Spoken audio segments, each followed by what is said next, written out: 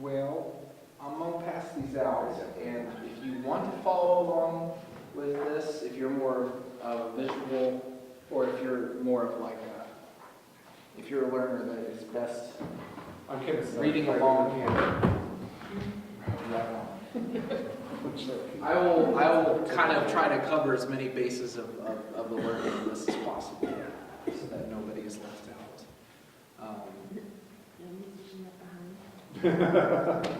What? I said no musician left behind. Right. That's a good thought, good slogan. I have yet to attempt this this subject for teaching, so hopefully you can be merciful. Guinea pigs.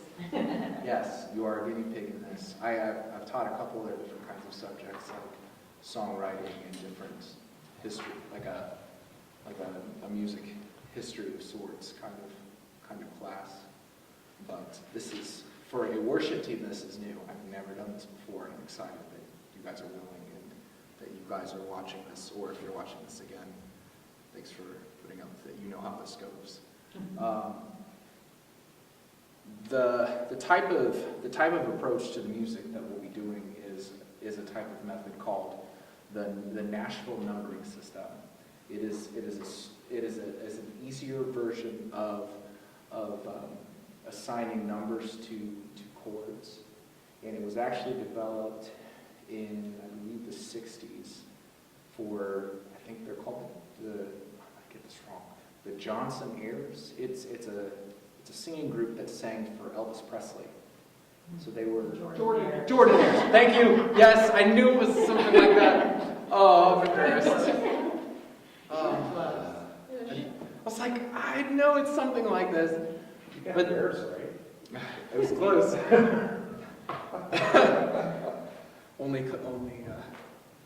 Our goal for this is mostly to be able to look at our music and to be able to identify some of the chord names that we see and determine what key we're playing in, maybe a scale. It's just to give you a little bit more of the behind the scenes of what makes the notes that we're singing, and why do these notes seem to fall into this group that we've chosen for each one. I promise you the information that I'm trying to give you will be given to you in small 6-inch subs. I'm not going to feed you the whole 6-foot sub at once, because nobody can do that. And music theory in general is just such an expansive topic. It's hard, and we could go on and on about this subject in general, but I'm going to give you the basic tools to be able to succeed in something like this, so that you can grow in musicianship in this worship team. So some things that you want to keep in mind before we begin, different terms and different things regarding our music that you want to be familiar with. One of them is called an octave. Does anyone know what an octave is? It's 8 steps, and it's the full scale, then the start of a new scale. Yes.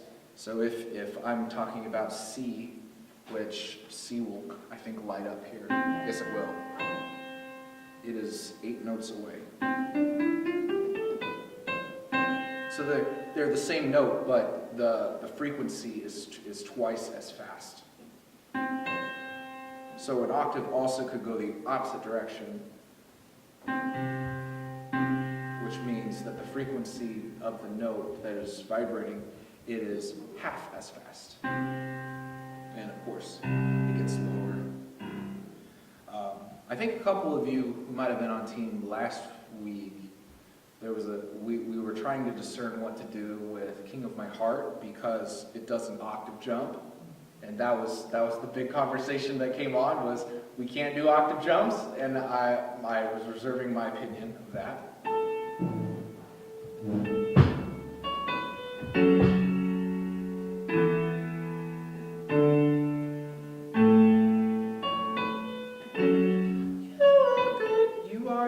You are good. We did that again today. Yes. I noticed after that octaves last week that there's a big octave jump in that, which not everybody has that range. But that is what an octave is. The next one is our musical alphabet. I know you could look at the paper and you could be like, haha, I have the answers, but what letters are used in the music alphabet? A through G. That would be like go ahead and name them. So it starts with A. That's a sharp 2? Or just so if you start with A in your alphabet, you start with A. A, B, C, D, E, F, G. You'd be surprised how easy it is to get that wrong, or to add H, or to completely forget that concept. That if you need to remember anything from this alphabet, it is that it's pretty much the same thing. We start to add in different types of things to them that qualify into a different category, like a sharp or a flat, which I'll get to in a second. But before there was this modern structure known as a major chord and keys, there was a type of system called a mode, and it was very particular. It was very common within the Mesopotamian kind of era, and they used different types of scales to develop their music. So that it was more of our chords came from scales. So what we know now is our major scale. The mode that was used was called Ionian. And you may say to yourself, well, are there others? Yes, there sure are. And fancy enough, the different notes that are in this C scale, for every note of your scale is another mode. Now I know I've just went into the deep end for a second, so just stay with me for a second. Every single note of your scale is a scale in itself. And that's interesting to digest, because if you start on a different note, let's start on D, and we start to just go from D to D, we operate with the same rules as we did before here, which is no sharps, no flats, it's just naked white keys. You get a scale called the Dorian scale.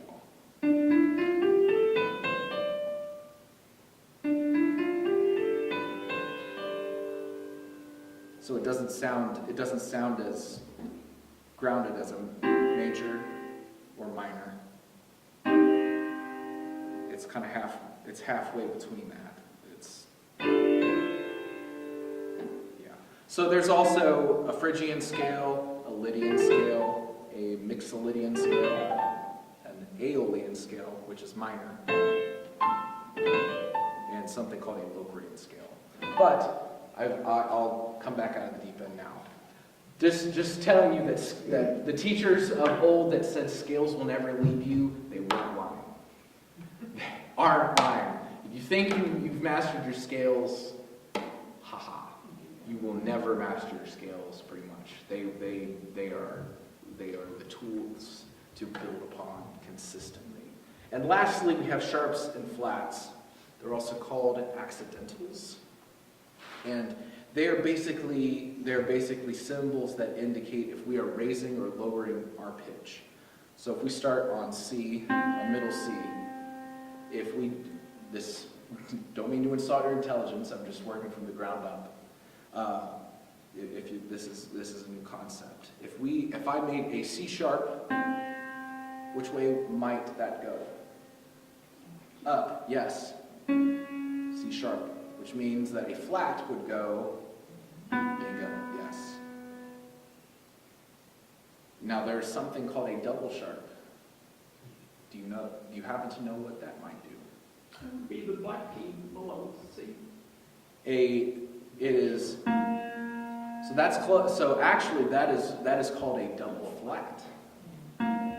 But yes. So the concept is the same. If it were a sharp, it would be the D. Yes, that's right.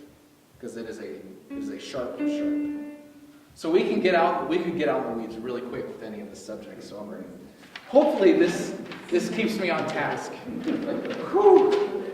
Yeah, good luck. Good luck. So, something that is really important to keep in mind, if you have experience with an instrument previous to this, it would be super helpful for you to apply what you know based on that. And I have a guitar here that I can also demonstrate on that, or you could try that out too. Summer has a uke, I have a piano here, there's a piano over here. But vocally wise, it'll be piano, we'll sing, and we can get through that together. But I'm going to start to throw us in the deep end. Just a little bit. We have something that I've already referred to as the major scale. And I think I've asked Connie one time to play a B scale. Yeah, there was some scale that you asked me to play. It's like I had to think about it as I went up to scale because it wasn't the C. Right. And I thought, oh no, I should not have done that. That was so mean. You're just like, Okay, there it is. oh, that's what earned you the T. Hey, So a major scale is so sorry. It's okay. I'm not a real teacher, so those things don't, like, who is that? Is that your boyfriend? Yeah, right. Mommy, can I have it, mommy? It's really okay. So a major scale has 7 total movements jumping from one note to another note. If we start on C, we're just sticking with C because that is the easiest and the happiest of keys because there's no sharps, there's no flats. And it's easy to see as we go from one end to the other. A major scale has 7 movements from C to D, E to F, F to G, G to A to B, B to C. It's cake. Whenever you get to the end of your alphabet from A, B, C, D, E, F, G, you go back to which letter? Yes, the one you started on. Yes, absolutely. So you would start back to A if you were going A, B, C, D, E, F, G. A. There you go. Root. So for a major scale to happen, there are 2 different types of movements that happen, and they're pretty easy to remember. One of them is called a half step. Who can tell me? Is anyone familiar with how far a half step moves? It's really simple. Not a whole step. Half of a step. Yes, exactly. In music, it will go from, as you can see below here, I have this chromatic scale listed out for you. It goes from C to C. All the sharps, all the flats are there. It would be as if you were going from C to C sharp. That is a half step. If I were to go a half step down from F, where would I go? Yes. So what is a half step above A? Yes. Or if you are in a nasty key, it would be an A sharp. It depends. Now, what do you happen to know what would determine if that is a sharp or flat? The key, yes, the key signature that you are in. So in your massive packet that you have towards the back, if you happen to look at the first song, and that actually is helpful. No, we'll write up here B flat. If you look at this song, I Am, which we are very familiar with, this has several different chords in it, but just taking a look at the verse 1, can you determine from this what key you are in? Which song? I'm sorry. I Am. There's a C, there's an A, there's a G, there's an F. I always used to look and see what note it ended on, because it usually resolved in the key. Half the time, well, that'll tell you usually if if it's the 1 chord, the 4 chord, or the 5 chord. Yes, it is the key of C, and the song will usually either start with, it will usually start with the root note, the very starting place of the scale, or it'll be the 4 or the 5. It just depends. And sometimes we get to the ends of the songs and we do exactly what you just said. We're trying to determine, well, should we end on the root? Should we play the 4th? Should we play the 5th? Or, yeah, Do we want to sound like it resolved, or we want to leave it in yeah, and you might be asking, well, why on earth does this matter? Well, sometimes when we're doing some of these songs like, and if our God is for us, then who could ever stop us? And if our God is with us, then what could stand against?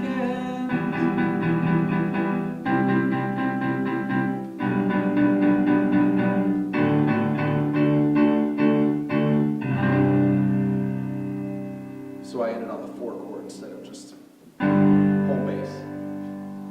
Because sometimes there's a quality of art that we want things to resolve, or we don't want things to resolve, and it depends on what kind of mood that we want to create at the end of songs. That's really the only reason why we ever bellyache about, I need to sound like this, it needs to sound like this.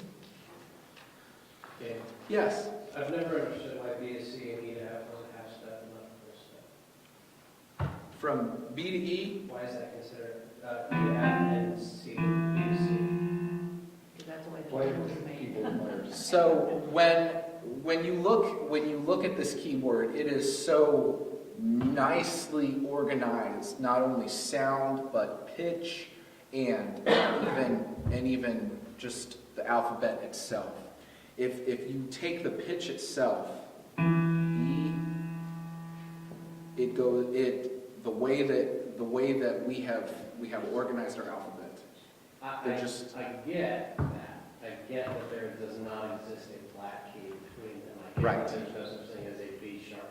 Right. But A to B is a whole step. Right. And D to E is a whole step. Right. Why is B to C a half step? That is just the way that we have organized music from a Western perspective for a very long time. In Western music, we tune everything to a certain degree of frequency called 440, and it is a Westernized, agreed upon, very good sound. And the Eastern people think, oh, we've had it right for thousands of years. Why would you change it? They have all these semitones that are in between C and B, and you're right. Why C and B? Well, because the organization of the sound of these two just it has harmony. It has good sound. So, other than, well, why does it happen? Because it is. I hate giving that answer. I really do hate giving that answer. But the way that it's just. If you were a Mesopotamian, I'd be upset about that answer. But if you were invented music, I would be upset about that answer. No, I think that is a very valid question, and I do want to poke and prod that more. That is a good point. Why not this? So, for example, in some music, sometimes you see things like C flat. What would a C flat be? C flat, B. C flat is B. That's correct. Because in the key of C flat, key of C flat is just. Good luck. It's just me. Yeah, I know.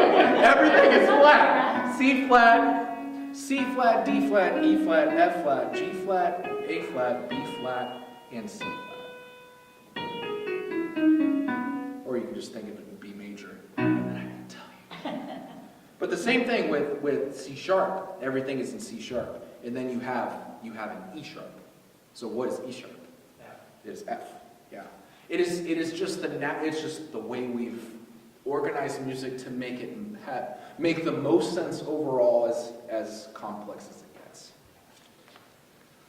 Boy, you made me sweat. Good job. Question, how are you gonna figure out where the C is if you don't have it arranged that way? Yeah, and the only reason why we ever start in C is because it is the easiest to learn. Because it has no sharp circle. Yes, because when you learn the rules of music, it's easiest to learn the most easiest part. I mean, just like with anything else, you learn the building blocks, the foundation, and you wouldn't start someone out on like B that has 5 sharps. And it's like, well, what's a sharp, and how does it move, and what are the half steps? Is there anything else besides a half step? Yes. What is the other kind of step? Whole step. So instead of moving dubstep. I'm sorry. Totally. Oh. No, that was good. Yeah, I have potential for that. You can totally go all.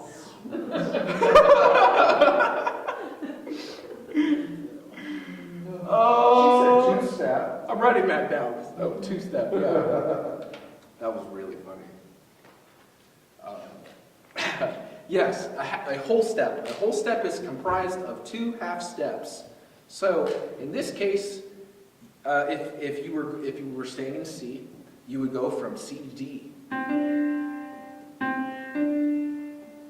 That really is all I can say about that. There is a specific formula that we're about to get into that makes up what is known as a major scale, and it is a variation of half steps and whole steps. I did put in here to note that there's a word called inharmonic. You may have noticed that up here, some of these notes have 2 names. And sometimes when we play in different keys, we would call it something else. If you go online to ultimateguitartabs.com, how will they very commonly write B flat? Do you know? Guitar tabs. What will it almost always refer to it instead of B flat? A sharp. Yeah, I've always been told that's the guitar mindset. Well, It's and a I- stupid mind. I get it, I And I totally learned get it. that, it's like with piano players, you play mainly in flats, but guitar players play mainly in sharps. Mhm. Yeah, and I think it's more about that hand position, doing that lift instead of, well, when you're a piano player, you're sitting there looking at that, you're physically thinking about, okay, yeah, you're thinking of the sharps and the flats, you're doing both, but, Although yeah. years ago, if it was more than 2 sharps, I would figure out how many flats it would be, and I would play it in flats instead of sharps. Oh, that's a lot It was easier back then than Yeah. than playing all those That's- sharps. I'm The impressed. more sharps you have, the less flats you have. That's true. Sometimes it is easier to think of what you don't have in your key signature than what you do. Yeah. It's a strange concept. So, yes, sometimes you can refer to a C sharp as a D flat, depending on what key you're in. And let's move forward to this major scale. Finally, the scales. So, a C major scale is comprised of several different types of movements. There is a whole step, a half step, whole step, whole step, whole step, half step. So I have showed you very easily on here, but let me show it to you like this. It could be a little easier, maybe not. The same concept here. If we start on C, actually, it's down a step, so if you have perfect pitch, don't listen. So this is supposed to be. I'm perfect! I'm perfect!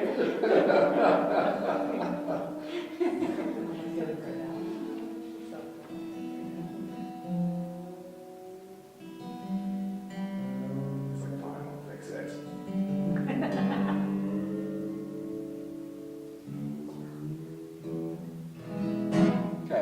So, C. This will be easier to show you a half versus a whole step. So the first thing we do is a whole step. Oop, wrong. Then we do another whole step. Then we do a half step. Then we do a whole step. Another whole step. Another whole step. And then a half step. You will do the same thing if you were in any other key. You can start on any note and use that formula, and you will play a major scale. The whole, half, whole, half.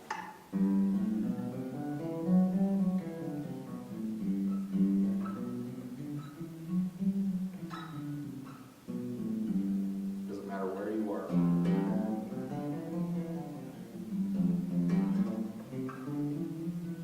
It's not as practical to do that. What is that?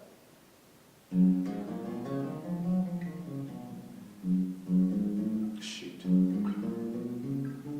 No. Whole, half. There.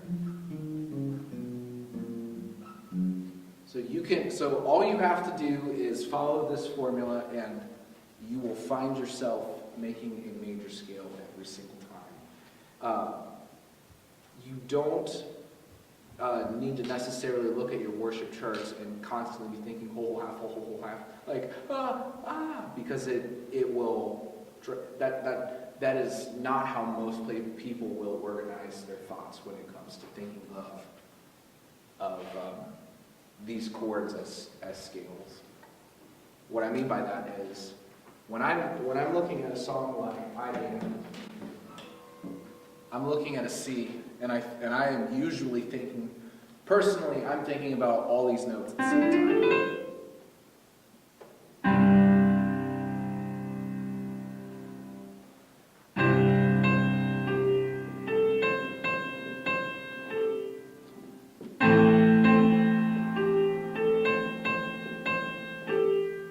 So I'll do the same thing. Once I go to an A minor, I think of all the notes that are in an A minor scale, which is different from this formula.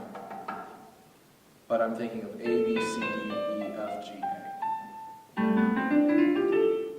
So this concept of thinking about your notes as scales can be endless. It can be as long and drawn out as you want it to be, or you could just think, oh, well, I know my C on a ukulele. It's just this. That's fine. You know that it is C.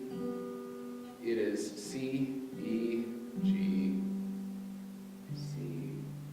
Yeah, on a uke, but this is a guitar. It's two different things. Whoa, we're starting to get here. That's a guitar and a Yeah. No, right. We're back to dubstep. We're back to dubstep. So keep in mind when you are looking at each step in a major scale, it must land on the next letter of your alphabet. So if we're going to do what is known as a G scale, we start on G, and we go up our alphabet. What's the next letter of the alphabet? A, Yes. Next. B, Yep. Yes. R. Correct. E is correct. What's next? F. It's a sharp. Because in the formula of whole, half, whole, whole. That is where that is. And then half step. So it's always, the half step's always between 3, 4, and 7. Yes. That's, I have a hard time marrying those two in my brain. I got the letters. I can do it. I can sing the alphabet. Mm-hmm. But then marrying that with the pattern of whole, half, in my mind, like, I can't. The two. Personal problem, I guess. It's not usually how you're first introduced to the concept. The way that my uncle taught me in Peru, He taught me a lot of these different parts of the scales, surprisingly of all people. But the way I know my 7 is it is right beside the octave of my root note. So if we're singing G, my 7 is, it's right beside my octave. So the half step is going to be there. Ti, do, do, re, mi, fa, sol, la, ti, do.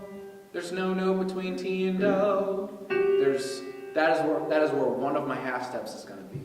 The other half step is mi, fa. Oh, it's wrong key. Sorry. Da, da, da.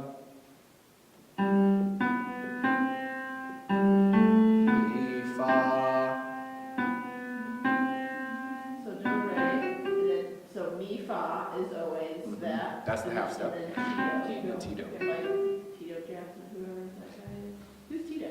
Tito Jackson. He was one of the Jacksons. Is he one? Yeah, he's one of the Jacksons. I think he's doing dubstep. Just saying. Probably. So mi, fa, and Tito are where they Yes. Yeah. The third to the fourth, and the 7th to the 8th. This is why during rehearsals sometimes I bellyache about the different instruments. It's usually the guitarist and it's usually the bassist, because they will not play the right quality of the 7th note of the scale. They will usually play the flat 7 instead of the. Yeah, I want to say, I think this is something that should be taught in high school. I think it's been lost. And this won't even. I mean, we're only half hour in. Like, it really. Yeah. Sorry. You're fine. You're totally fine. Let's do another really easy key, and let's plug this formula in. Let me try. Let's try F. So we start on do, re, mi, fa, sol, la, ti, do. Let's start on F. So whole step from F is G. Yes, whole step from G. A. Yes. What's next? B flat. Yes, because that's one of the half steps. C. And then another whole step. Whole step. Yes, and this is where the other. Huh? What did you say the next one was? D to E. Okay, D to E. That's the whole step, and then we're at the end from E to F. T, do. That's the other half step. Yeah. Yes. Tito is multi-talented. A lot of T's in that sense. In that key signature of F, what note was flatted? Do you remember? B flat. Yes. That's the only one.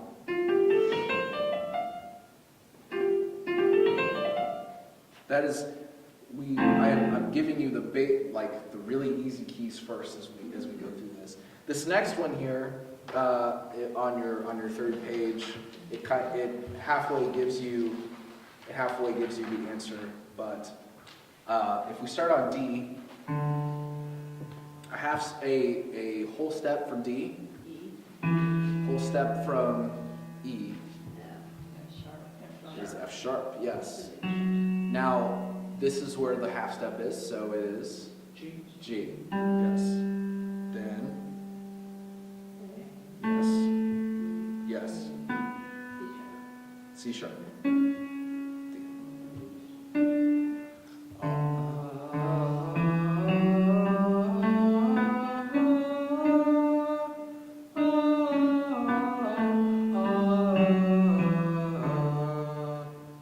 So these types of scales are really important actually for the singers.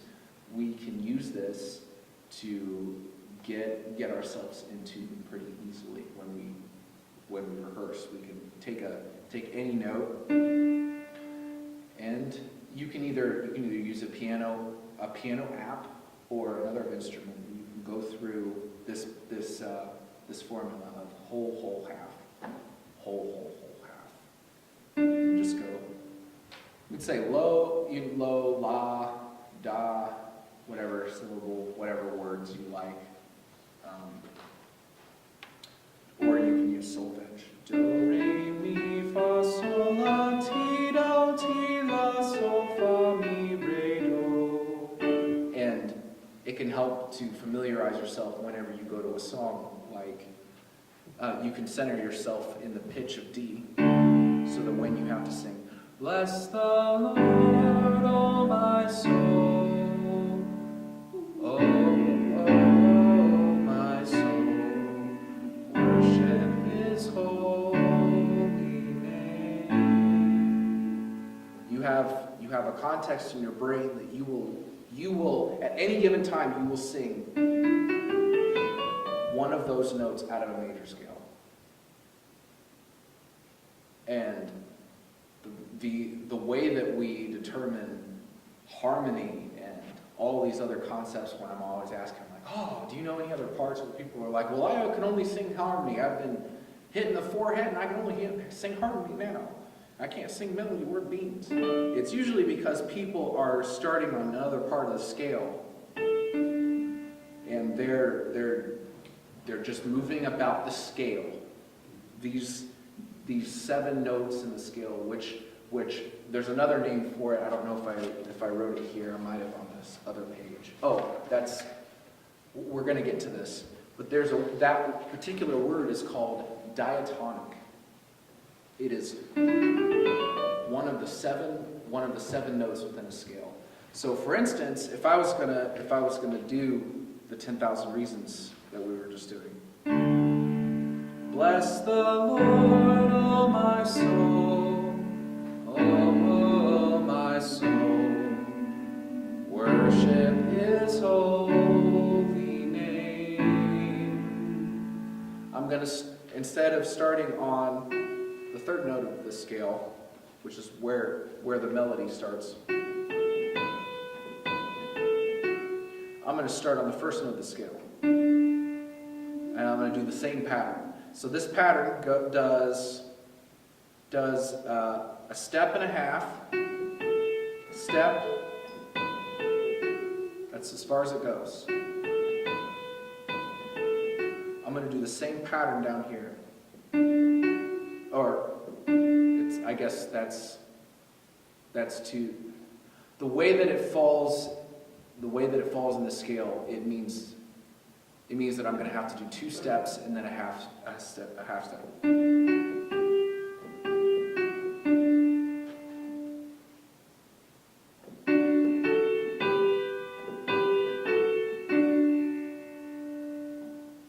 Bless the Lord, oh my soul. Bless the Lord, oh my soul. Bless the Lord, oh my soul. Bless the Lord, oh my soul. So in that case, I was using that same pattern, but I was moving to a different part of the scale. So for that last one, I moved to the 5th note of the scale. And I was playing 5, 7, and then 1. Now it clashes a little more.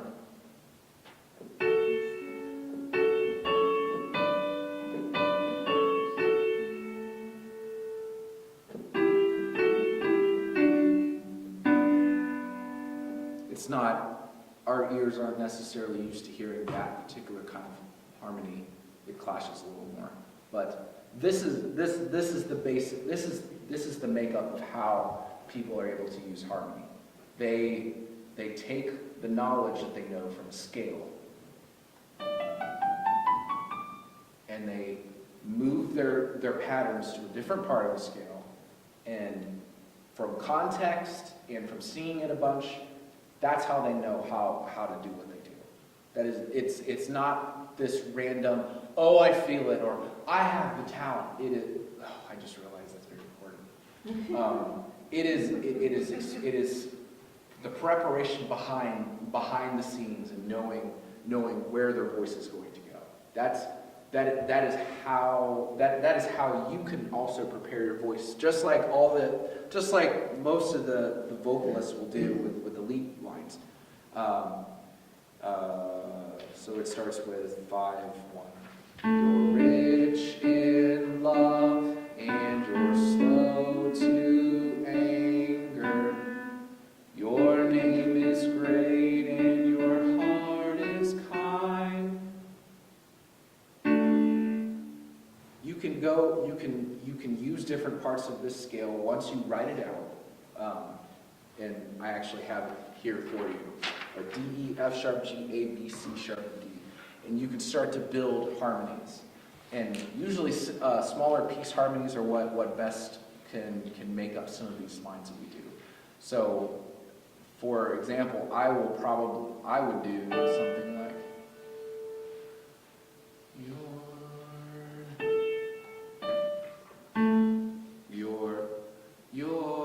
I would probably start on 1. You're rich in love and you're slow to anger. So it'd be you're rich in love and you're slow to anger. That's just the first 3 notes of the scale. That's all it is. D, E, and F sharp. You're rich in love and you're slow to anger. Your name is great. I'm going to go up and I'm going to stay on my scale. Staying on my scale, and your heart is kind. I'm going to go up again. For all your, go back down, all your goodness I will keep on singing. The only thing I'm doing is staying in a scalar frame of mind.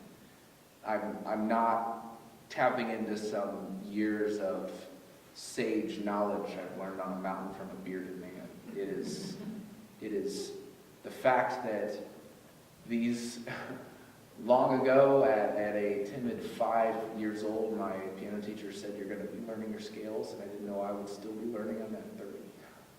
It's the lifelong process of, and that's even something that maybe I could go on, I could provide some of these resources on Planning Center for like a couple different scales or something like that. You could practice singing the scales or playing the scales, because it's applicable to every single instrument, even the voice. Everybody can utilize the scale. So yes. As I look at guitar tabs, and so they're in, you talk about, the chord is G to C, and so you're thinking then G scale to C scale. What is an A minor? Is that a flat scale, or what is that? What do the minor chords translate to scale-wise? Well, they translate to exactly what they are. So the A minor tells you exactly what kind of scale it is. It's an A minor scale. Okay. So that would be A, B, C, D, E, F, G, A. Okay. So for a G scale, G, A, B, C, D, E, F sharp, G. Okay.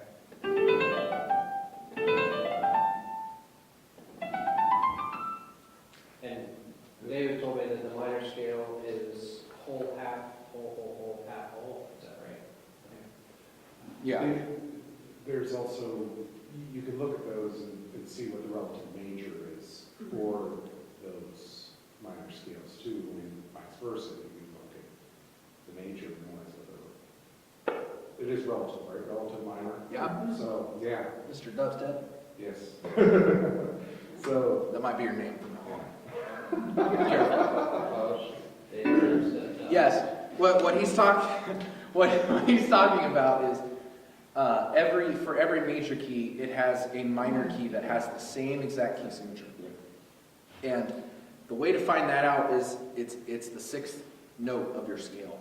that's the major going to the minor, Mhm. and then it's the 3rd sixth. In case you're like, what? Let me back up and I'll show you. So if we're in C, if I go down a step and a half,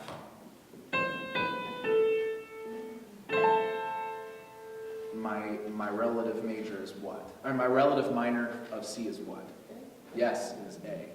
So if I'm in the key of D, So what you're saying is I can complement a C scale by playing an A scale, an A minor scale. A minor scale. Yes, depending on the structure. Like if I'm playing an F major, you won't want to necessarily play this. You won't want to play like A minor all over it, because then it's now we start to sound like we're in a different playing field. It's jazzy, and while it is correct, while it can be correct, it doesn't sound correct for worship. Like I'll sit there and be like, ooh, that's really good. But in most cases, people aren't going to sit there like, oh, you're playing the relative blah, blah, blah off of that chord, or you're singing in this. I mean, it's... You don't know that. I don't, you're right. You're right. She might be. So in the key of D, if I go down a step and a half, it's my relative minor. What is the relative minor of D? B flat? It is B. No, I was Yes. But you know. So if I am an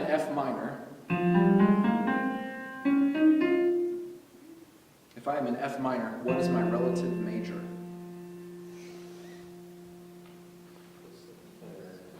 Yes, you go a step and a half above your F. So, G sharp? It would also, the inharmonic of G sharp A flat. is A flat, yes.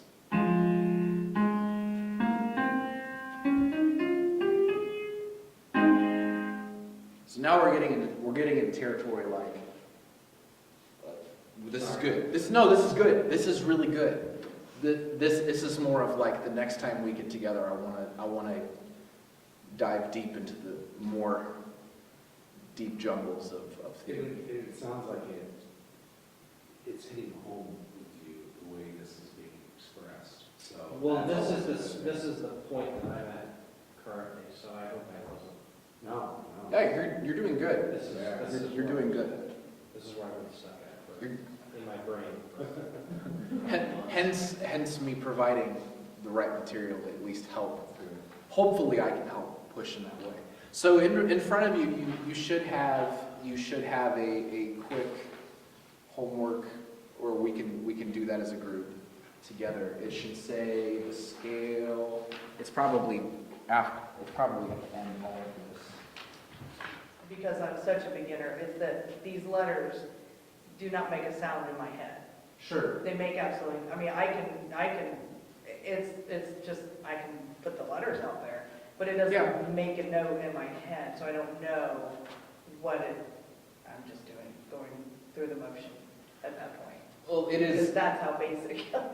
No, that's okay. That's what this is for. This is. Everybody starts there. Everybody Yeah, starts that's- It's just, we all start there at different Yeah. stages in our life, Oh, yeah. depending Yeah. on what we've been exposed to. So usually, when we do get together and we sing in that key, it would be helpful to say, okay, well, what key am I in? You can go on Planning Center and it'll tell you, oh, it's in the key of G. So one thing I could find, I could start posting is a scale. And you can move your voice through the scale. Or wherever it fits in your range. And as time goes on, you can start to put the letters with what you sing. It just, Yeah. yeah. So I'll just kind of, for the sake, I'll keep going. Actually, we're doing all right on time. So, can someone give me what makes up a C major scale? Anybody? C, D, E, F, G, A, B, C. Correct. No sharps, no flats. Innocent of all keys. What about a G major scale? Anyone? G, A, B, C, D, E, F sharp, G. F sharp, yes. In the key of G, there is one sharp. If we didn't have that sharp, it would sound like this. Yeah, and then it sounds bluesy.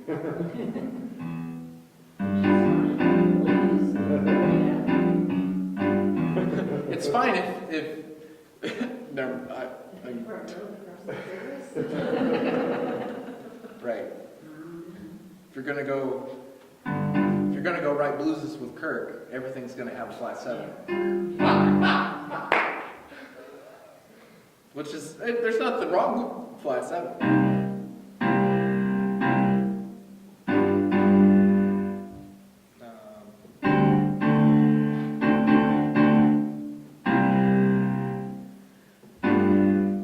So that F sharp is really important to know. In an F major scale, what is an F major scale? Using this whole half. F, G, A, B flat, C, D, E, F. Yes, bingo.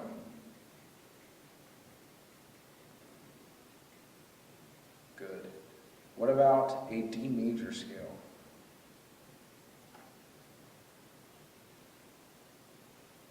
D, E, F sharp, G, A, B, C sharp, D. Bingo. Yes. This is it. So that had 2 sharps in it. So anytime you play that key, you want to know there's an F sharp and a C sharp. And a lot of this, the way to learn it, you might be saying, oh, it's a lot of information. It can be, but the easiest way is to just memorize it. Memorize your keys. Know where you're at. That's one of the first things that I usually teach a guitar student. I will say, don't just learn this is a C chord, and then never learn anything beyond that. Get to know at least 2 things. First of all, know where your C is. Much like in a piano, the easiest of keys, most people will learn where a middle C is. It's good to know where your C's are on the guitar. So you would probably learn in your there's one here, there's one here, there's one here, there's one here, there's one here, there's one here, there's one here, there's one here, here, there's one here. So and that way, whenever you start to think of these concepts, you start to say, oh, well, I'm supposed to play C, D, E.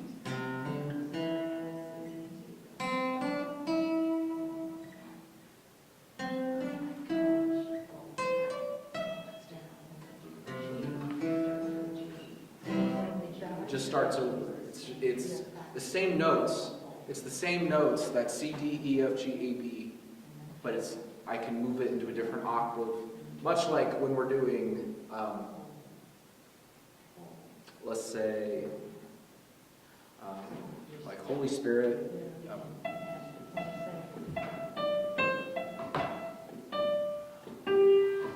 E, E, E, D, C, E, E, D, G.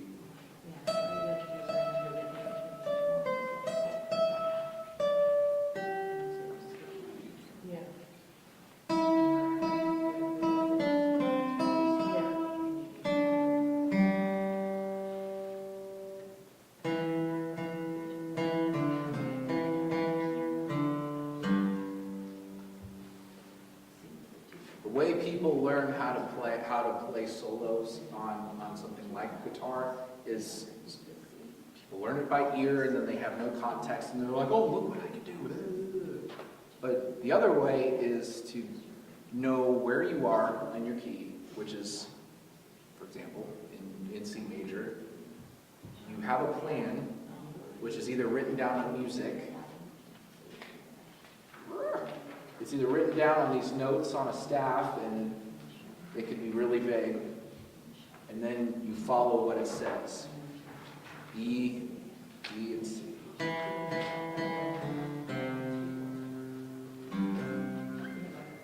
And then following the pattern. That is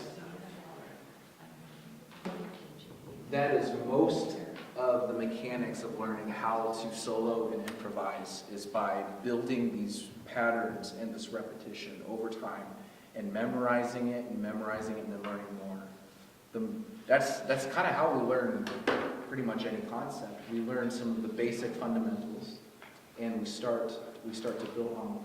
We learn usually at some point in our lives that God loves us, that He sent His Son, Jesus, to die for us so that we can live with Him.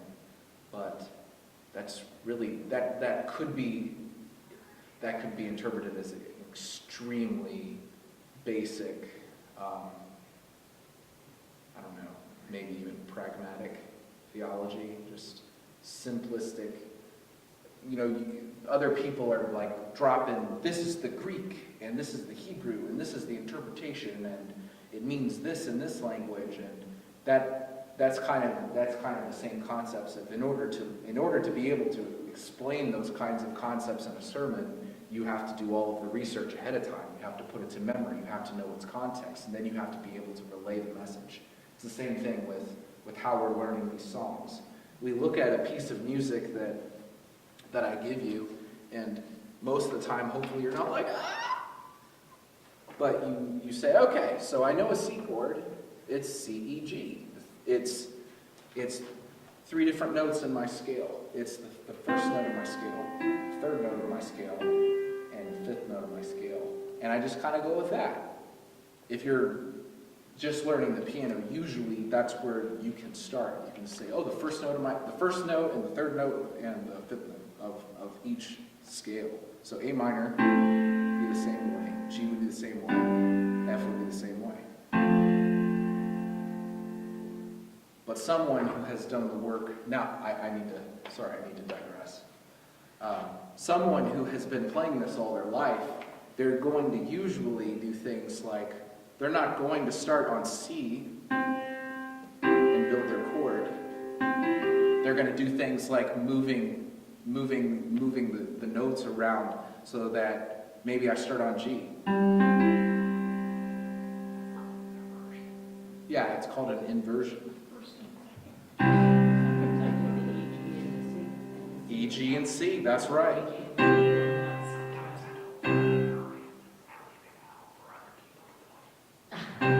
Well, I aspire to play like you. No. No, it really, sometimes there's moments where you get to be able to create this space of worship, and you allow for other things to come into play. Sometimes it works to play the third, and sometimes it doesn't. Yeah. Depending Yes. on the song and what other Yes, people are because playing. sometimes it's a C2 chord. Right. Yeah, sometimes it's, Yeah. That's true. Yeah. oh, this won't be nice to me and do all that stuff. I'm actually going to lose this because it's It's getting red. 2%. it's at 2%. I shouldn't have left it at home. But sometimes when you play those pads, you just need to do octaves, because the pre-recorded stuff will play your third and your fifth, which is, what we guitar players wish. It's like, I just want to play one note and sound amazing. But yeah, that's so good. Yes, that being in mind, I want to get to something a little more practical to some of our language, something that's very more applicable. So if we go to the next page after this big thing that says scales, we're on key signatures now. This is where our music charts are going to start to become important, because we're going to define where they are. Some of this might already be we might have already overlapped some of this, so it'll be good. We're going through this now. So, a key signature, a specific group of 7 notes that belong to a scale, indicated by sharps and flats, which we were just now doing. We talked about diatonic. So if we were in the key of D, all the notes that follow along that whole half, all those 7 notes are diatonic to the key of D, just in that key. Every key signature's corresponding major scale will tell you what notes are diatonic. Okay, I did just say that. So we're gonna count to 7. This will be pretty easy because I'm pretty sure. So building chords and assigning chord numbers. So if we're gonna start with the key of C, which we already started with, the first note in a C scale is 1. Yes, it is. It is that simple. You think of it as, it is not only called the root note, it can also be called tonic. That is, don't worry, there's no test. You don't have to be like, rrr. But sometimes you might hear that referred to as a tonic. If we build a chord off of this very first note, C, most chords can, in a simplistic form, are built off of are built into something that is called a triad.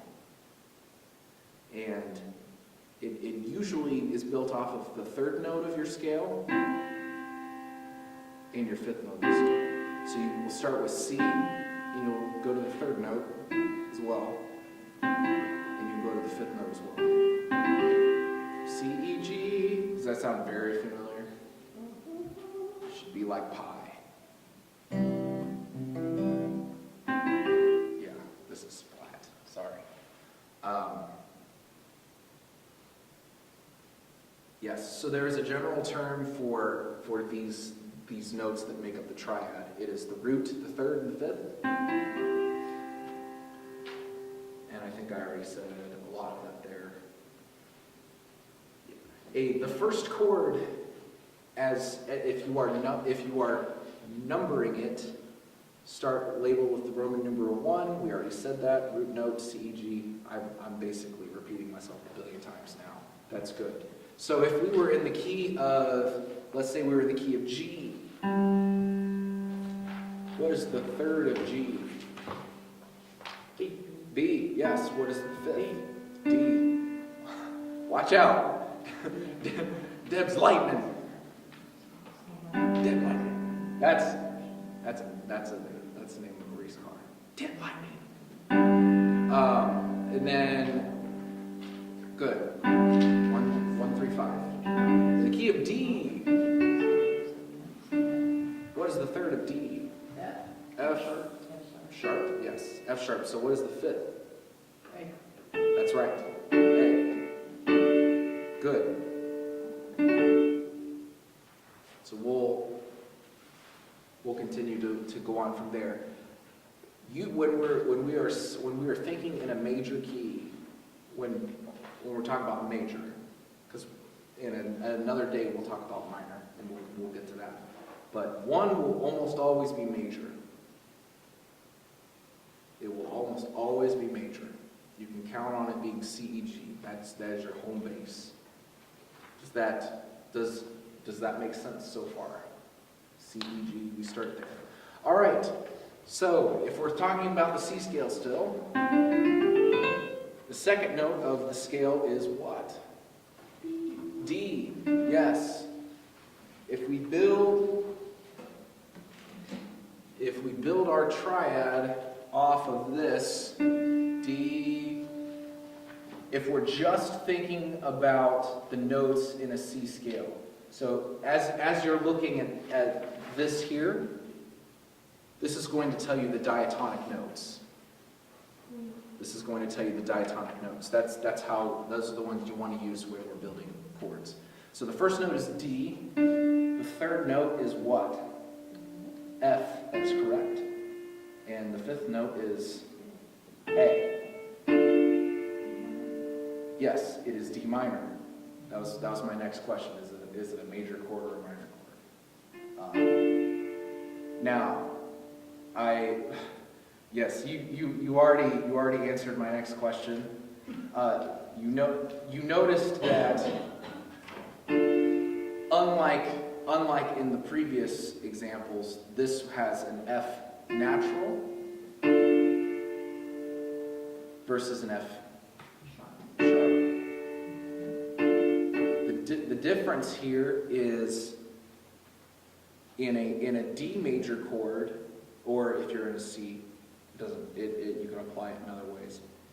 From a D to an F sharp is 2 steps. But in this D minor here, from the example you have here, you are only moving a step and a half. Therefore, it is a minor chord. So you can count on you can always count on the second note of your scale to be minor, unless it is notated as differently. Because sometimes when we play some of these worship tunes, they change it up for artistic sake, and they make things that are supposed to be minor major, or vice versa.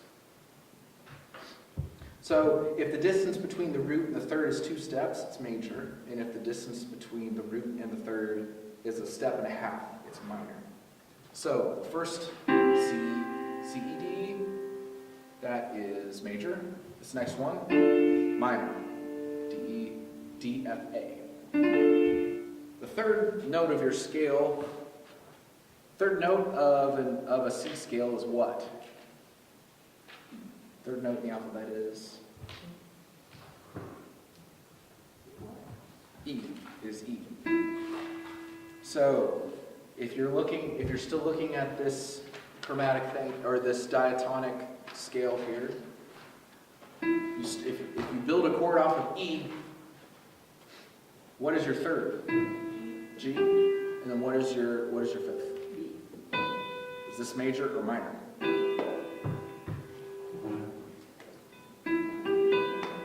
Sounds minor. It sounds minor. It is minor. E, G, B.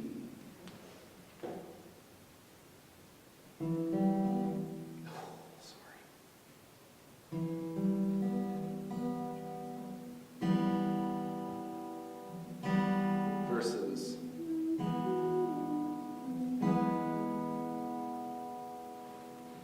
so you can always count on the third of your scale to be minor. So the second and the third are both The second and the third are both minor, unless indicated differently, which it happens.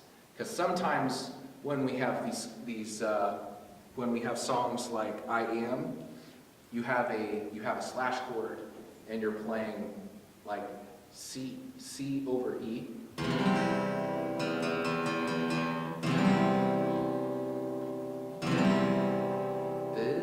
This is my resurrection song. This is my hallelujah come. This is, oh no, I didn't read that right. This is my hallelujah come. This is why it's to you I run. This is where I bring the importance to the fact that there are slash chords, and the bass player usually will play whatever's to the right of the slash chord. And some people don't like to hear that, but it's crucial for musicality's sake to be aware of that. And So when I asked you about that, because I've asked you about my ukulele before, I always said first note. yes, Okay, is that because, You're a ukulele okay. but there is a way on here on your ukulele. You can make an F sharp the lowest note on your chord,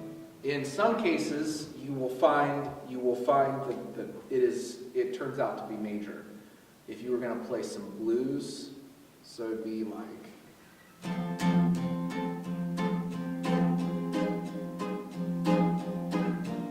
oh, shoot.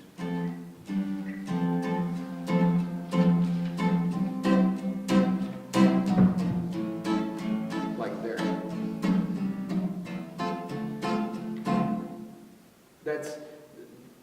It's usually more stylistic in jazz to hear that major six.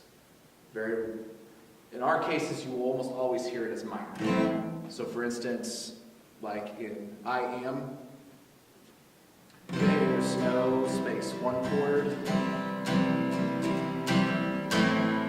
six chord. It's minor. There's no space, where we can't find this five chord. There's no end to amazing grace, four chord. You will very rarely hear that six as anything other than minor. It just, in this context that we do in church, yeah. Lastly, we have this interesting thing called the seven.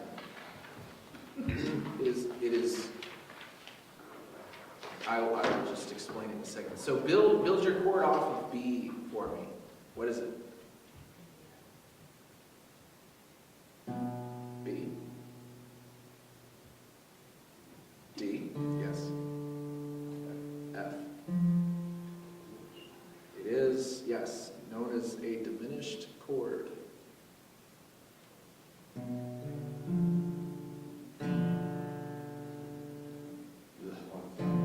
It does not contain the quality of major or minor. It is absent of both. Therefore, in this case, it is easiest to refer to it as a diminished chord.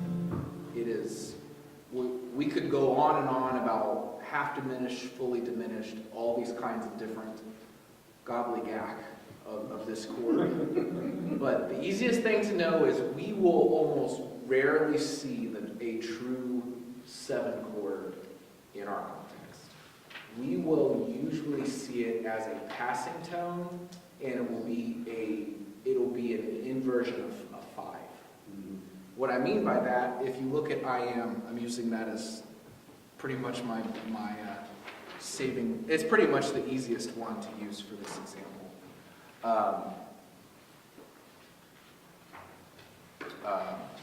On the second page, the second line, or second stanza. There's no space that his love can't reach. There's no place where he can't find peace. Here it is. There's no end to amazing grace.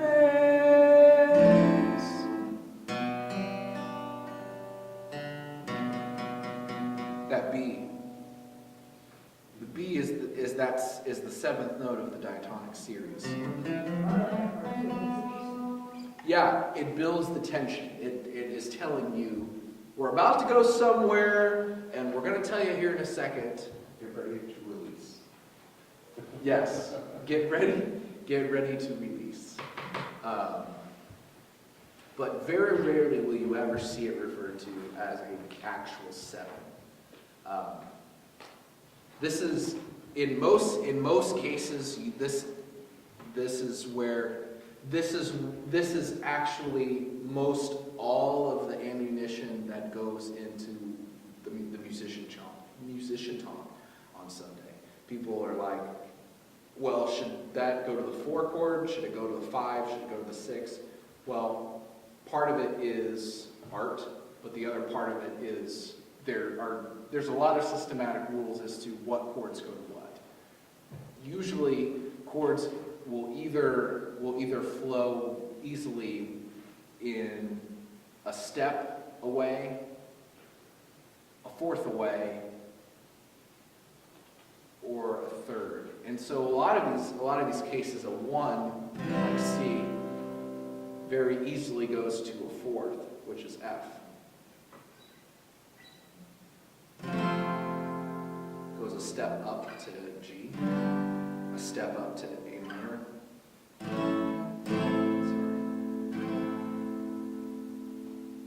but it wouldn't really go to a step up to 7 because it's diminished. It's not actually like, yeah, we don't use that. Jesus, you are awesome. Doesn't sounds like work. a mistake. Yeah. Oops. The lost chord. Yeah. I think you played on radio. Probably. Unless we're doing something like, no one showed up to run slides. Oh no. That's probably appropriate. So when guitar chords have more than just those 3 notes, what are the extra notes? What do you mean? So a chord has the first, the third, and the fifth. Uh-huh. But I have a lot of chords that play all 6 strings. What do those extra notes do? Well, for instance, Usually part of the same chord. mhm. Or they add like the 7 You go higher, yeah, you down lower. chord or something. let's go to G because G is, we need something else other than C. Whenever you play a G chord, depending on what fingers you're also pressing down, let's see. If you start on the lowest one, you're playing the first note of the scale, the third note of the scale, the fifth note of the scale, you octave, and then it's the fifth, and then it's another octave. So you're playing technically three octaves, a third, a fifth. Yeah. And this is where we're starting to also apply some of these other moments, because let me see if it's in this song. It's not in this song. It's in Good Good Father. Sometimes you do things like add the fourth. You have a suspension where you're going to play. What is the fourth note in a G scale? You go up. C? Yes, correct. Sometimes. Yeah. The suspension is holding over in this chord to resolve down a step.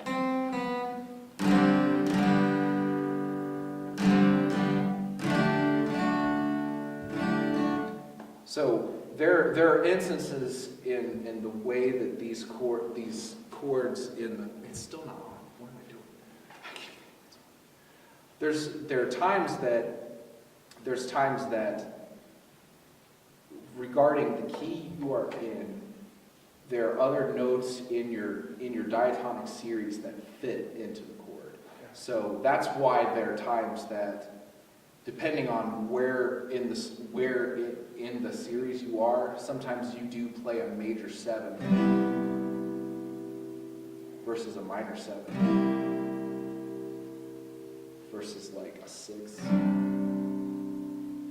mean, it really depends. Whenever we use these types of these numbers, all it is you're adding that number in the scale. Okay. Does that Yeah. actually make sense? So like if I see like something like the A, let's say minor 7, so that's adding the diatonic 7 into the scale, or into that note? You're really close. So it is the 7th note of the scale, Okay. but instead of a major 7, you're using the minor 7. So, for instance,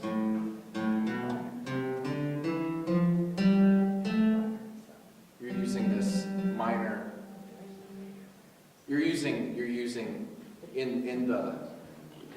So we didn't go over the minor formula of this whole, half, whole, half, whole.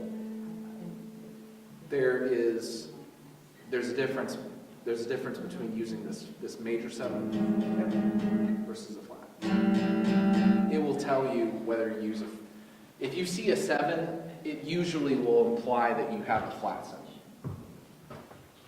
If it says MAJ 7, that means Well, this isn't much the way I play this note anyway, because I'm a ukulele player, so. right. In that case, it doesn't change. It just means that you add a G if you're playing an A minor. Yeah. For the guitar players, it's like, yeah! But, yeah, for the uke, it's like, what? Exactly. You like playing the 7? I like playing seven. It adds that extra little to it, but, Yeah, it's like mashed potatoes are good, but with a little Gravy. salt, There you go, gravy. add a little extra to it. Yeah, that's what some of those extra voicings are. And like earlier we were talking, it's still not on. My brain is dumb. That one doesn't take power. That, you're right. Sure. Yeah, good point. Sometimes in your inversions, when you add some of these color notes, you can start to move that around too. So it'd be like.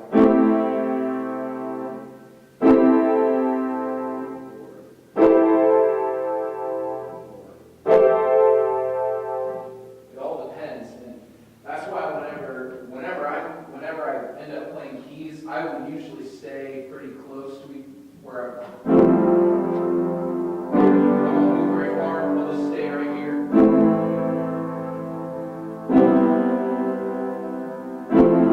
And my hands are hardly moving. I'm just using inversion after inversion.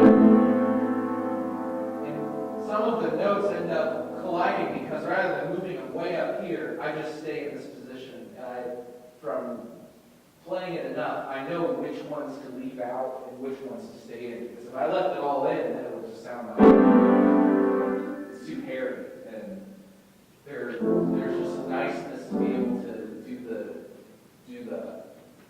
do the work ahead of time to say, I like this pattern, I like this pattern, I like. It's kind of like whenever people know how to sing all those like melismas, like well, they know ahead of time. I go to this note, and I go to this note, and I go to this note.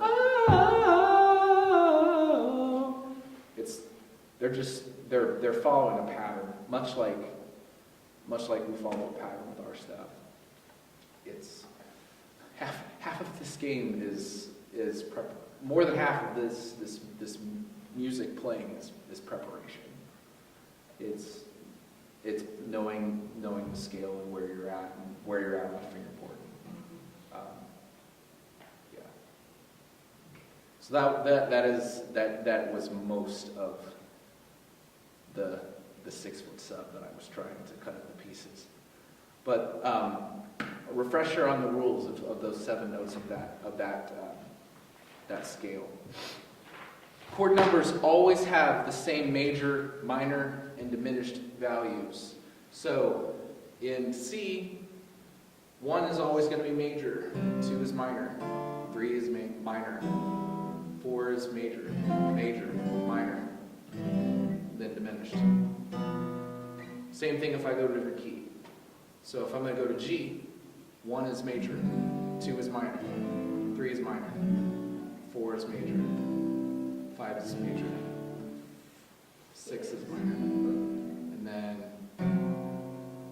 diminished. Same thing for D.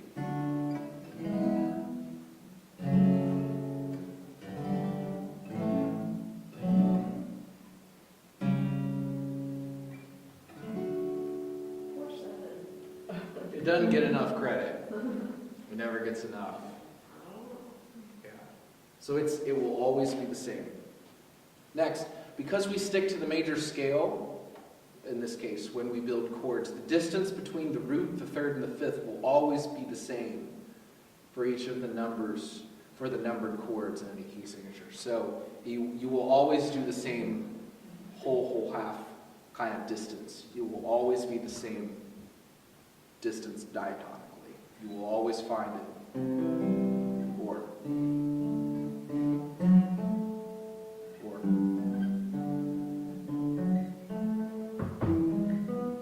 Or inverted.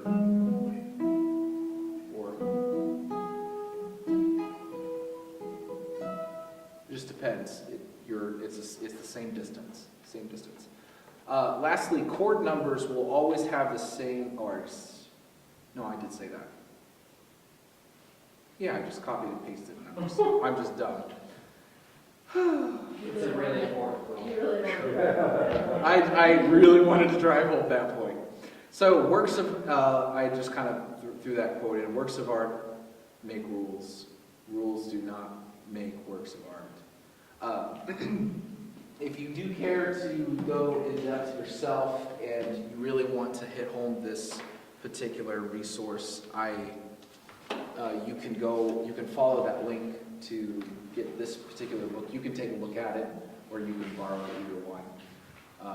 It basically says a lot of the same things that I outlined today, but I wanted to be able to apply this a little more practically so you can see how things are moving in one of the songs. So together, let's pick a song.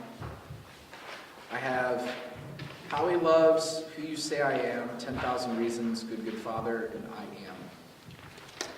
Do you have a preference? Good father. Good, good Father. Song about Darth Vader. Is it? What? I said it's a song about Darth Vader. He's been searching for answers far and wide. You've been searching for who you are, my son. I know. I have the answers to provide.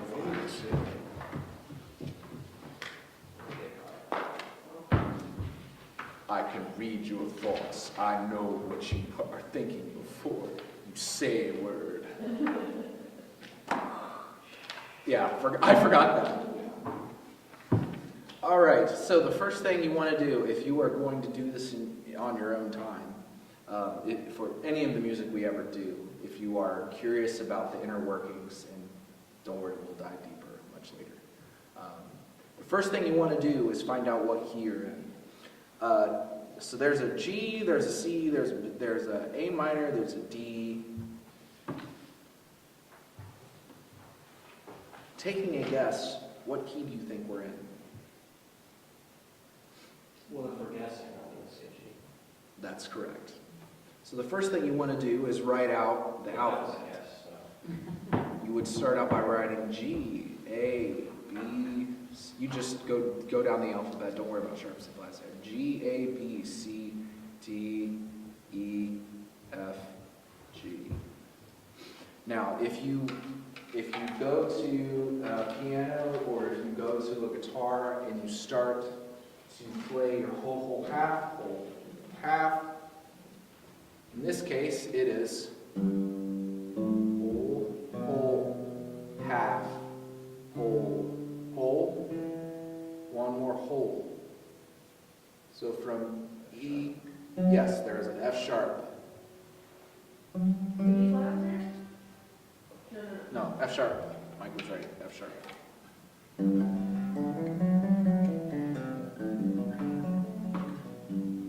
F sharp. So that is the only sharp in the whole song, no matter where you go, I believe. A minor. Is it D? Did I play that? It would be part of the D chord. It is part of the D chord. Oh. I'm trying to see if there's a B minor. Yes, there is. Oh, no, there's not. There's an E minor, which is E, G, B. Okay, so what we can do then is looking at that scale, you can mark the pattern that you learned before. So G is major or minor? Major, yes. The 2 chord is always major or minor? It is minor. The 3 chord is going to be major or minor? It is minor, yes. Is the 4th major or minor? It is major, yes.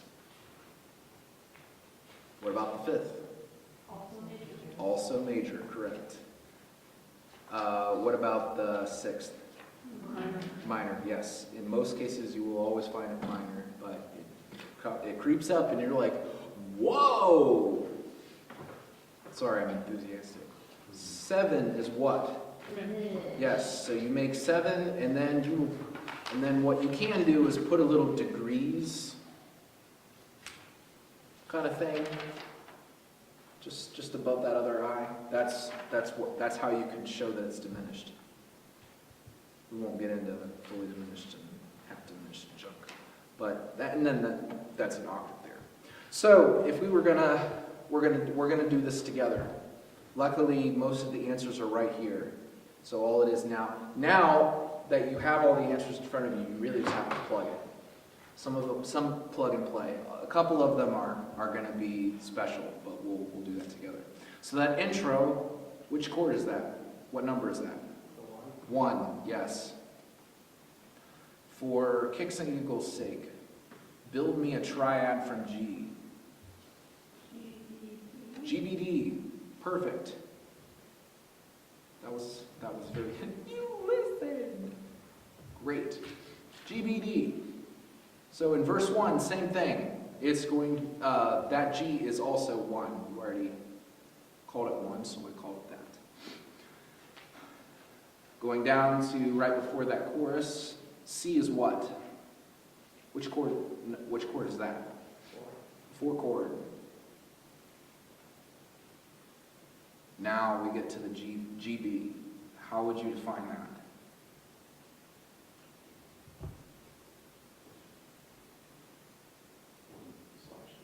1/3, that's right. Yes. And if I'm thinking about this, I'm thinking for that C, and you tell me that you're pleased. I'm thinking, and then for that next chord, the G, the B,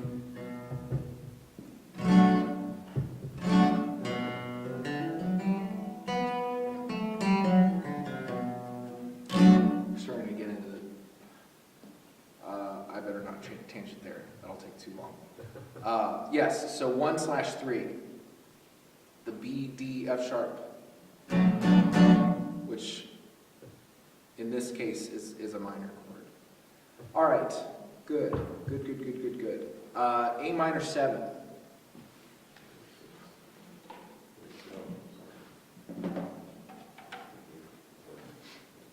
Yes, it is a 6. No, it's a minor 2. Oh, wait. What? Yeah, I was thinking in C too. I went there. I was just thinking in C, yes. Yeah, sorry. It is a 2, minor 2, yes.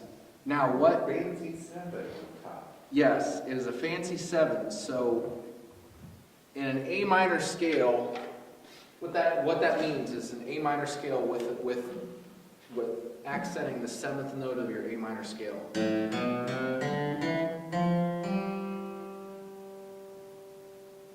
So that in your alphabet, one note prior to A is what? G. G.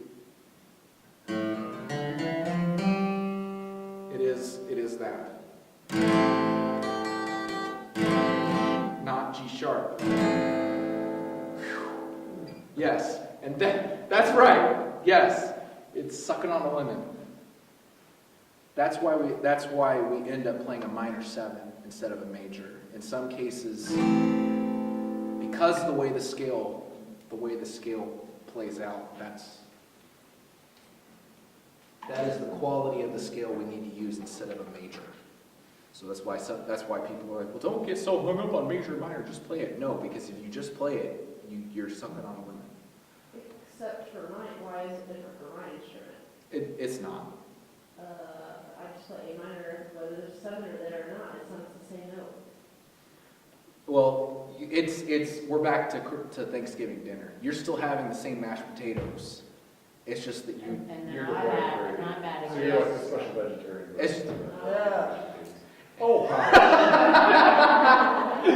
yeah, it's just I just can't make it happen on my instrument, is that what you're saying? you can. It's just a different it's a different fingering. It's just more lessons. That's all it means.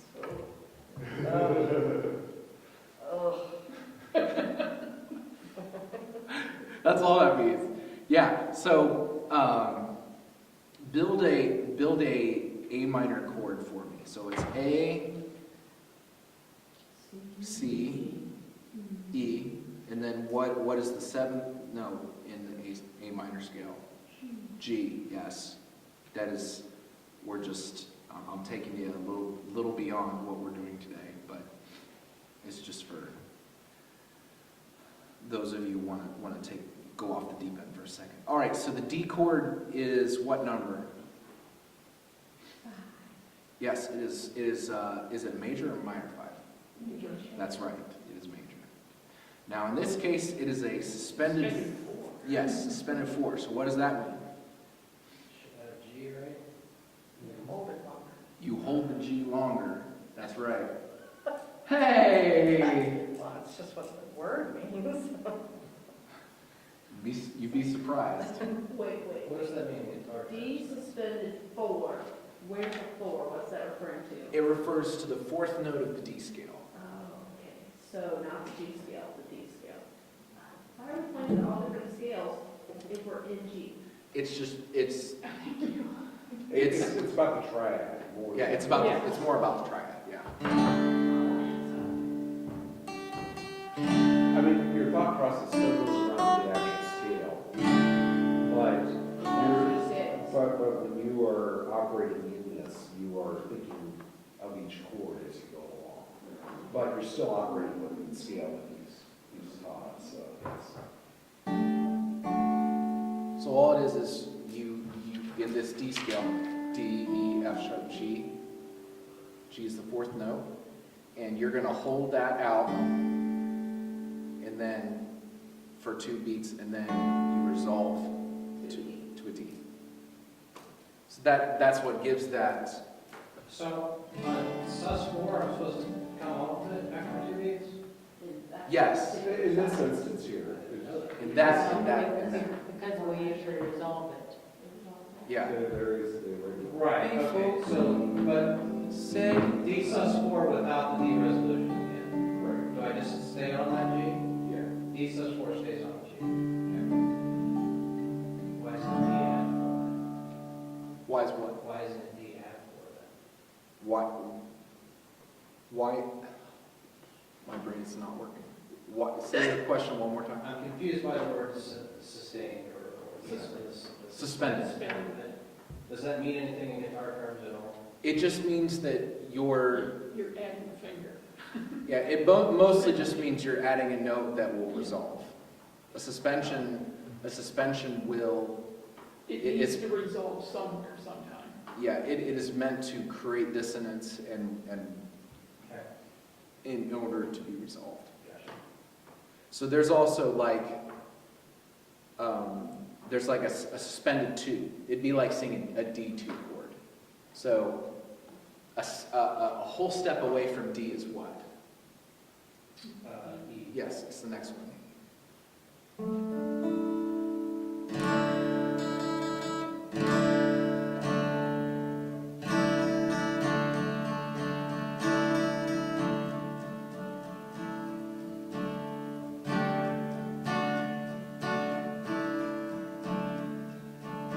So it's just, again, we're back to mashed potatoes.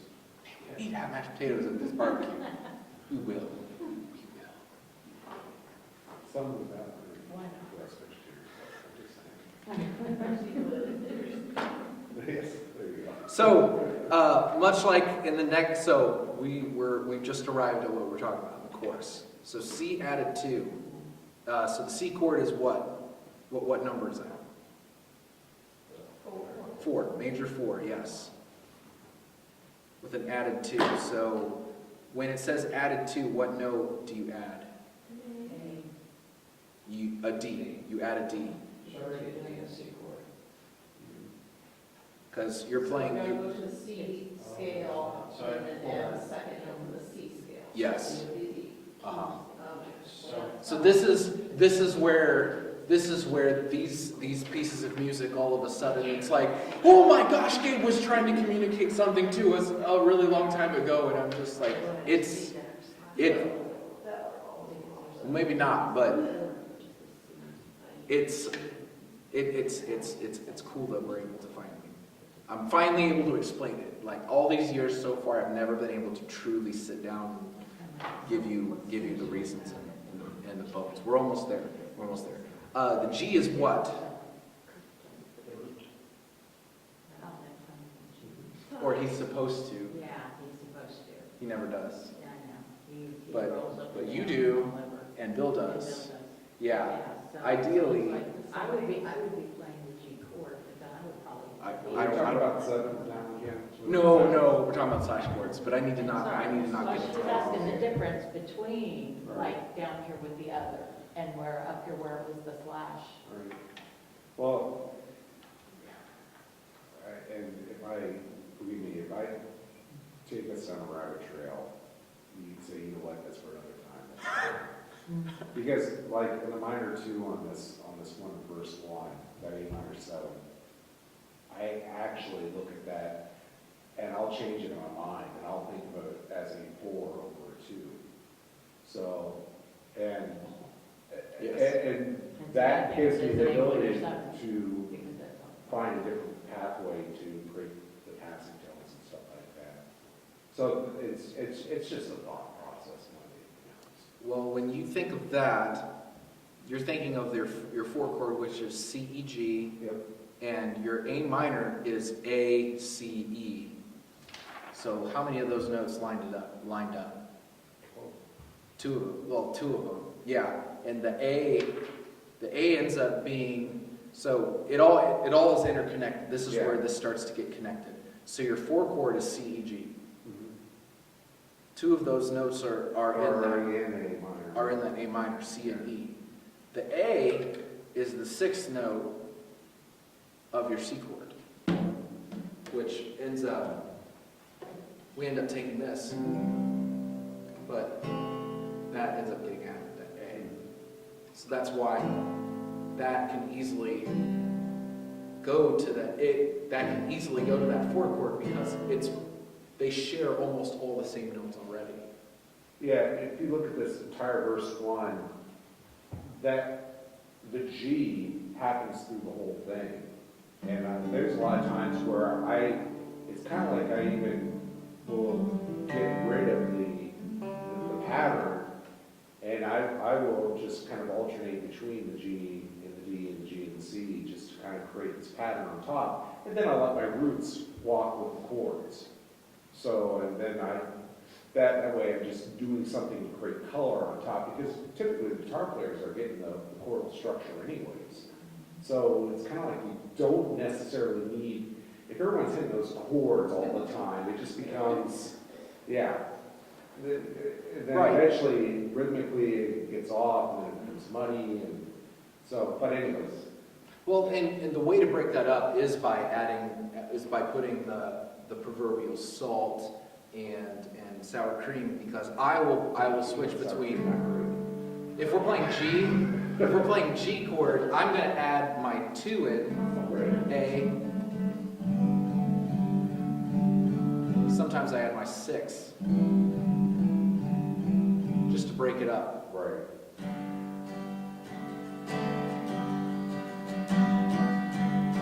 Yeah.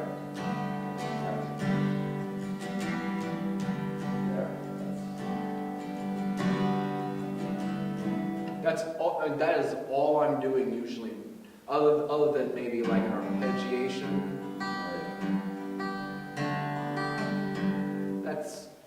That is all the magic that is happening, is the repetition and preparation I've done ahead of time to say, oh, I have a 6 or I have a 2.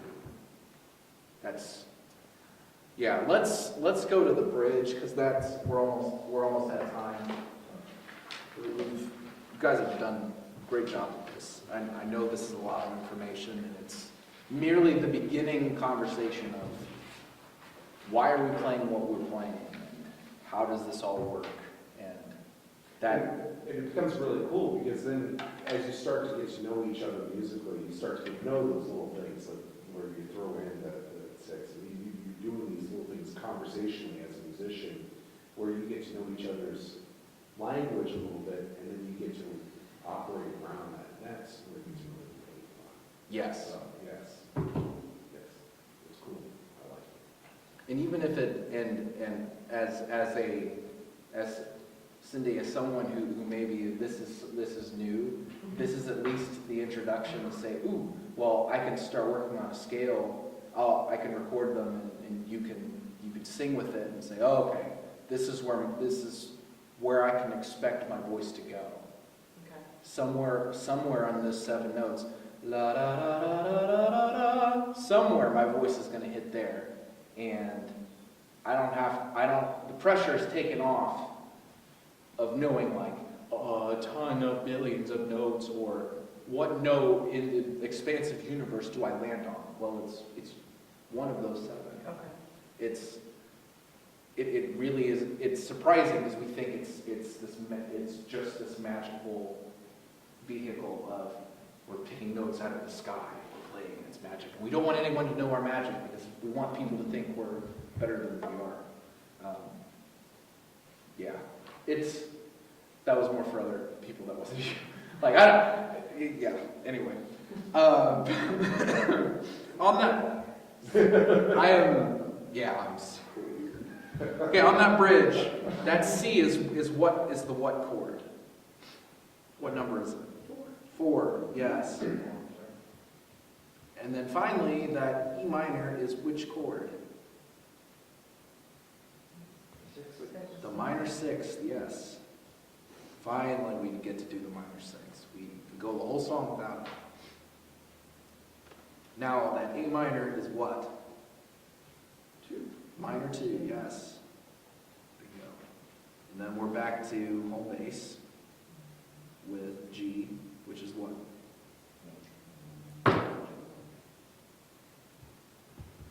So now, Can we theoretically play that in any octave we want?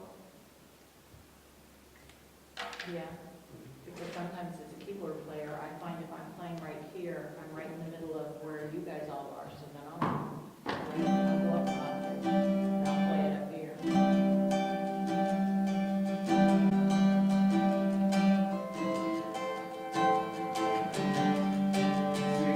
So what Connie's saying, if you as a guitar player going there, I go down to more mid because you're up there in that higher octave.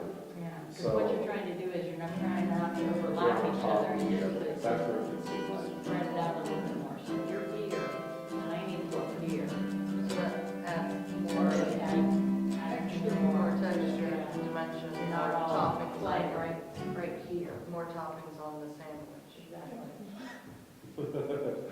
All of the food analogies that take It's place the here. food analogy, whatever's food. I noticed that that's not happened until Gabe came along.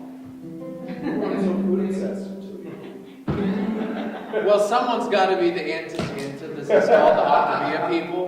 Yeah, right? It's got to be someone. So Yes, it's it's me. true. It's true. Very true. I'm not negating it. And it's not a bad thing. Someone's got to reach out to the people who aren't in that circle. Thank you. Cindy gets a food thing. As long as it's gluten-free. Sorry. Oh boy. I don't know the music analogy for that. Okay. You. Yeah, it sucks. That would be the diminished. Yeah. That would be the definition. Sounds good. That's my life, diminished 7. you didn't get that until today, now you get that. Now I can say it. No one else will ever understand it unless I meet another music person. You're in the crowd now. Thank you. So, other than that, let's do just that last line, and then I think we'll conclude. So that C chord is what? Is major what? Yes, the 4th. And then that E minor, we've already done. It is the minor 6, yes. And then that D is what? 5, correct. Feel free to take the other songs that I've given you in your own time. You do the same thing. You can look at your chromatic scale sheet, or one of those papers gave you all of your scales.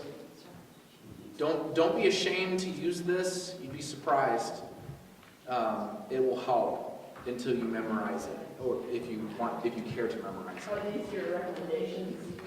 So that is my recommendation paper for those worship charts. I condensed it for you so they were easier to find. We do operate those quite a bit. Yes, those are the Those are most good common ones. ones. Yes. If you are to memorize it with the back of your hand, it's those. The ones that I didn't leave in there or I didn't put in there are E and B.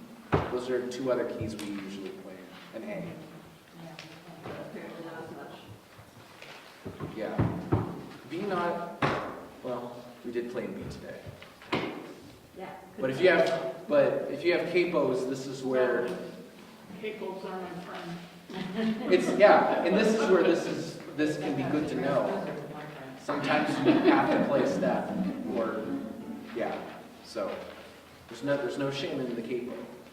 It's I a used to tool. make fun of my dad when he put a capo on, and now I understand why. Well, hopefully I was, Sunday not have that. it's a good goal. Sound like a true electric guitar player. That's right. Although I came with my electric on Easter, so I don't know. It's a good goal. Well, I hope to build on this or do more. Hopefully, this was at a comfortable pace enough, and that you were able to internalize a little bit. But this is, I hope to do more of these. Because, I mean, this is the foundation for what's next in all this, to be able to do the communication that we do as musicians. Yeah. I mean, that's it. Yeah. Get that down. Look out. Yes. And for the singers, this will be really helpful when we get together and we practice and sing, because some of what we'll do is we'll play a key or we'll play a scale. That way we know where we're singing. We can know what notes to start to think of. Because half of this game is psychological. Half of the music and interpreting and how it affects us emotionally. It is all about the organization of pitch and sound. Yeah. Cool. We drove together, so. Or unless she's leaving me here. That's going to be a fun ride. Be a fun walk back to Marysville.